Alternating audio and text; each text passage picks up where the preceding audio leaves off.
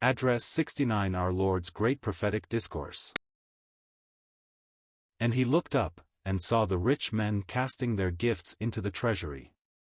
And he saw also a certain poor widow casting in thither 2 mites.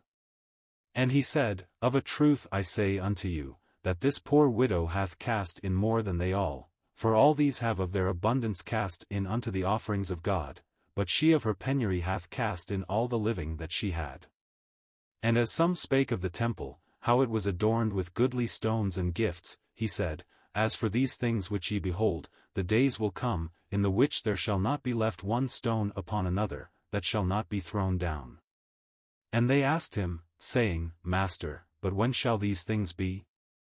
And what sign will there be when these things shall come to pass? And he said, Take heed that ye be not deceived, for many shall come in my name, saying, I am Christ, and the time draweth near, go ye not therefore after them.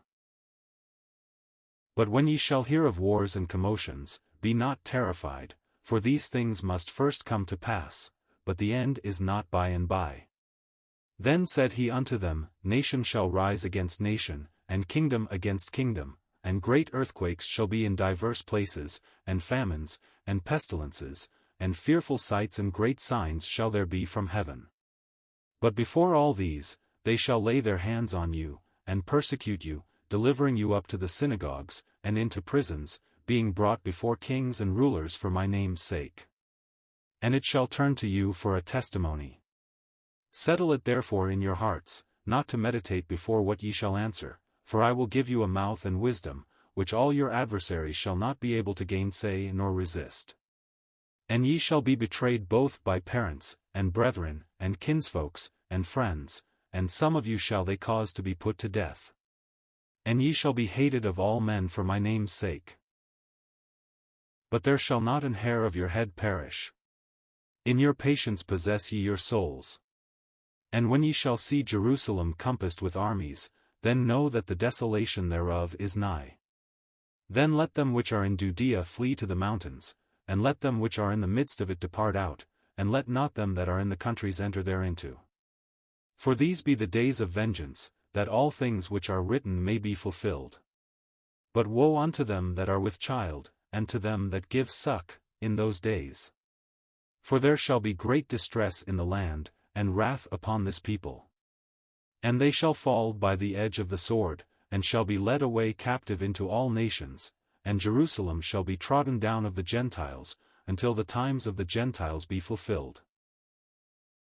Luke 21 verses 1-24. And he looked up, and saw the rich men casting their gifts into the treasury. And he saw also a certain poor widow casting in thither 2 mites. There are 2 important things which we learn from a consideration of this incident. The first is that our blessed Lord is deeply interested in what we give to God. Sometimes there is a tendency, even on the part of Christians, to belittle the importance of giving, and there is a repugnance to taking up offerings in Christian services, as though it savors too much of worldly commercialism. But we need to remember that all through the history of God's dealings with his people, he has looked to them to give of their substance for the carrying on of his work. It is a recognition of our discipleship if we bring our offerings to him from time to time. It was so in Israel of old, it has been so all through the centuries. Our Lord was sitting over against the treasury, taking note of what the people contributed. He is still observant of what his people give to him. He knows whether or not it is out of love to him that we give. He knows whether or not those who give do so sacrificially and with real self-denial. In the second place, we learn from this passage that heaven's arithmetic, heaven's method of bookkeeping, is altogether different from ours. We generally judge people by the amount of money they give. If a rich man gives a large sum, we say he has given much, but if one brings in little, we may pay scant attention to it. God's way of reckoning is quite otherwise. He takes note, not so much of the amount given, as of what is left. A rich man might give thousands and have hundreds of thousands left. Another person, in lowly circumstances, might give a very small amount, but because he had very little left for himself, it would go down as a large contribution. The Lord Jesus saw the poor widow casting in 2 mites, a very small sum. 2 mites, we are told, amount to a farthing, a very infinitesimal coin, even of less value than a British farthing. Yet Jesus said, Of truth I say unto you, that this poor widow hath cast in more than they all, for all these have of their abundance cast in unto the offerings of God, but she of her penury hath cast in all the living that she had. I take it that was her whole day's pay. She worked all day and this was all she had for it, and she put it all into the treasury of the Lord. No one giving thus to God ever suffers because of it. God will reimburse him in his own way and time. He will be no one's debtor, he will make it up in some way for whatever we give to him. We must next turn to consider Luke's account of our Lord's great prophetic discourse, and as some spake of the temple, how it was adorned with goodly stones and gifts. At that time Jerusalem was a great city, as cities were in the Orient. It was surrounded by a strong wall.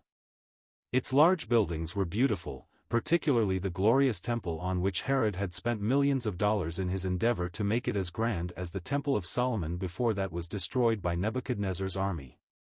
Naturally, the Jews were very proud of the temple and the other buildings, and the apostles evidenced the same spirit as they turned to Jesus and sought to impress him with their architectural magnificence. But he saw it all with prophetic eyes in a way they could not see. He saw what was going to happen to these buildings. He declared, As for these things which ye behold, the days will come, in the which there shall not be left one stone upon another, that shall not be thrown down. It must have appeared most unlikely that such words would ever be fulfilled. Yet within the next 40 years the great temple and all the other buildings of the city were leveled to the ground. Every prophecy of Scripture either has been or will be fulfilled literally as written or spoken. When the Lord Jesus told his disciples of these things to come they were amazed, and they asked him, saying, Master, but when shall these things be? And what sign will there be when these things shall come to pass? In order to get his complete answer we need to read the report of this entire discourse as given in the 3 synoptic Gospels, Matthew 24, Mark 13, and here in Luke 21. Luke gives an account of the circumstances which should take place before and leading up to the destruction of Jerusalem. Matthew deals particularly with what was to take place afterward, leading on to the second coming of Christ. Luke tells us something of that, but does not give us nearly as full and complete a report as Matthew does. Mark's account is very much like that of Matthew's, though not quite so full. In the threefold report of these words from the lips of the Lord, we have a remarkable prophecy of the things that will take place after his death, resurrection, and ascension to heaven. The destruction of Jerusalem, the state of the world during all the present age, and the conditions that will prevail in the time of the end, the last unfulfilled 70th week of Daniel, chapter 9, and the second advent in glory, are all graphically portrayed. There is nothing here about the church, the body of Christ, or the rapture. These were truths yet to be revealed. And he said, Take heed that ye be not deceived, for many shall come in my name, saying, I am Christ, and the time draweth near, go ye not therefore after them. History tells us that there were many deceivers who rose up in Israel, making messianic claims, during the 40 years that elapsed after the cross. The true Messiah had been rejected. The greater part of Jerusalem refused to believe that Jesus was the promised one, and so they fell readily under the influence of these false prophets. Jesus gave a general description of conditions that would prevail in the world before Jerusalem met its doom. But when ye shall hear of wars and commotions, be not terrified, for these things must first come to pass, but the end is not by and by. By and by is one word in the Greek original, translated into 3 words, and is generally rendered immediately or forthwith. So what our Lord was saying is this: there will be wars and rumors of wars, but you are not to be disturbed, because these things must happen and will happen, but the end is not yet. It is clear from a careful study of Matthew's report that such conditions will prevail until Christ comes back. But he never gives us these things as definite signs of the coming of the end, they are simply the natural result of the rejection of the Prince of Peace. The better acquainted with history we become, the more we realize how literally fulfilled were the words of our Lord during that 40-year period. Then he said, "Before all these, they shall lay their hands on you, and persecute you, delivering you up to the synagogues, and into prisons, being brought before kings and rulers for my name's sake." We need only to read the book of Acts to see how this prophecy had its fulfillment in connection with the early disciples of our Lord Jesus Christ. They were persecuted by the Jews in the synagogues and also by the Gentiles. Many were put to death for his name's sake. The Lord encouraged the disciples by assuring them that they did not need to fear, their foes could not really harm them. At the worst they could but send the disciples home to the Father's house. Death is not evil for a child of God. They need not fear their adversaries. Settle it therefore in your hearts, not to meditate before what ye shall answer, for I will give you a mouth and wisdom, which all your adversaries shall not be able to gainsay nor resist. Again we need but to turn to the book of Acts and read how marvelously Peter, Stephen, and Paul were enabled to make their defense. We realize that the Lord Jesus did give them help by enabling them to speak just the right words at the right time under all circumstances. "And ye shall be betrayed both by parents, and brethren, and kinsfolks, and friends, and some of you shall they cause to be put to death. And ye shall be hated of all men for my name's sake." In those days people looked with more suspicion upon the Christian church and individual Christians than upon any other institution or group of people in the world.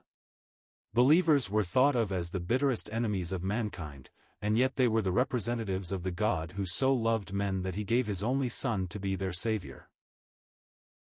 "But there shall not an hair of your head perish." Did they not die? Yes. Did they not perish? No. For the moment that death came they were absent from the body and present with the Lord. So they lost nothing by being killed by their enemies, rather, death ushered them into the joys for which they had waited in hope. "In your patience possess ye your souls." Or it might be stated, in patience win your souls, that is, in enduring persecution, in going through suffering for Christ's sake they would become stronger disciples. Growth in grace comes in times of persecution and severe trial. Next he came directly to the question as to when these things should be of which he had spoken. When would Jerusalem be destroyed and its buildings cast down? These events occurred about AD 70. He foresaw all this and said, "When ye shall see Jerusalem compassed about with armies, then know that the desolation thereof is nigh." Many who were living when he spoke these words would see the armies of Titus beleaguering the city. Jesus gave instruction to them, "Then let them which are in Judea flee to the mountains, and let them which are in the midst of it depart out, and let not them that are in the countries enter thereinto." Josephus is the authority for the statement that when the Christians saw Jerusalem compassed with armies they remembered the words of the Lord, and they left Jerusalem and fled to the city of Pella, where they were protected by the Roman government, so that they did not have to endure the judgment that came upon Jerusalem and its guilty people who knew not the time of their visitation. "For these be days of vengeance, that all things which are written may be fulfilled. But woe unto them that are with child, and to them that give suck, in those days. For there shall be great distress in the land, and wrath upon this people. And they shall fall by the edge of the sword, and shall be led away captive into all nations, and Jerusalem shall be trodden down of the Gentiles, until the times of the Gentiles be fulfilled." See how clearly our blessed Lord looked down through the centuries and observed what would take place in connection with Israel, God's earthly people, and their city, Jerusalem. The city was destroyed. Thousands upon thousands were slaughtered. The most awful condition imaginable prevailed in Jerusalem during the time of the Roman siege. And when at last the armies of Titus entered the city, although he, himself, gave the command that the temple was not to be destroyed, we are told by Josephus that a drunken soldier flung a lighted torch into the temple area and within a little while the temple burst into flames, and it was destroyed completely. Today where that temple once stood there is a mosque, where the smoke of sacrifice once ascended to Jehovah. Mohammedans meet to join in the praise of their false prophet. Those of the Jews who were not destroyed were led away captives into all nations. Moses long before had predicted that they should be sold into slavery to the Gentiles, until, "No man shall buy you," Deuteronomy 28 verse 68, and history tells us that many thousands of Jews were thus sold. The slave markets of the world were glutted, and strong able-bodied Jewish men were offered for sale in the great cities of the Roman Empire, in Alexandria, Corinth, Rome itself, and other cities, at prices so low that it was almost impossible to make a profit on them. Jesus declared, "Jerusalem shall be trodden down of the Gentiles, until the times of the Gentiles be fulfilled." Notice, there is a limit to Jerusalem's degradation. The city shall not be trodden down forever, but just until the times of the Gentiles be completed. The expression, "the times of the Gentiles," found only here, covers the entire period during which the Jews, Jerusalem and the land of Palestine, are under Gentile domination. This began with Nebuchadnezzar, about 606 BC. It will go on until the Lord Jesus comes again to deliver his earthly election, at the close of the Great Tribulation. Meantime, the truth of the Church as the body of Christ has been revealed, and while Israel is rejected nationally and their holy city dominated by the Gentiles, God is taking out from Jew and Gentile a people for his name. These constitute the Church of God, the fellowship of his Son, and must be removed from the earth ere the time of Jacob's trouble, the Great Tribulation, begins.